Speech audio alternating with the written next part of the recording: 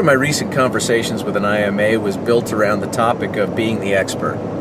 He said, how can I be more effective in my communications? How can I get people to want to work with me? How do I position myself so that I am the prize and they are trying to win over my attention and my approval rather than the other way around? I said, well, one of the easiest ways is you got to invest in yourself. I mean, the most valuable real estate that you will ever invest in is the 6 inches between your ears.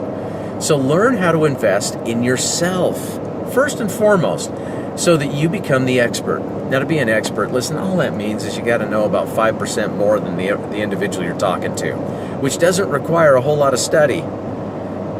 I can remember, in my previous business venture, we were establishing a real estate investment education company. We decided to launch that company down in Australia. Honestly, it was a time in my investing career where I was pretty naive and unknowledgeable.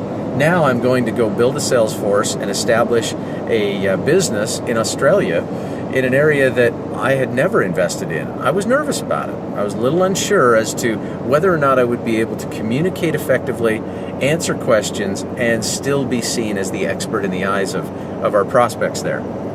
So I really studied hard before I made the trip down to, down under. Here's what happened. Even though there were many times I was having conversations with seasoned, very accomplished, and successful investors in Australia, I was never out of my element, and I was able to maintain my position as a professional and an expert in that field. Why? Because I'd studied the topics thoroughly enough that I knew just that much more than they did on the topic.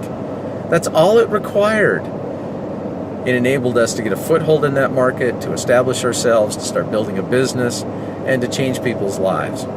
Then it enabled us to bring that message and that business model back to the United States, where we had phenomenal success. It all hinged on me being perceived as the expert and the leader that others were looking for. Don't think you got to know it all. You just got to learn that much more than the average Joe. And you too will position yourself as the expert in their eyes.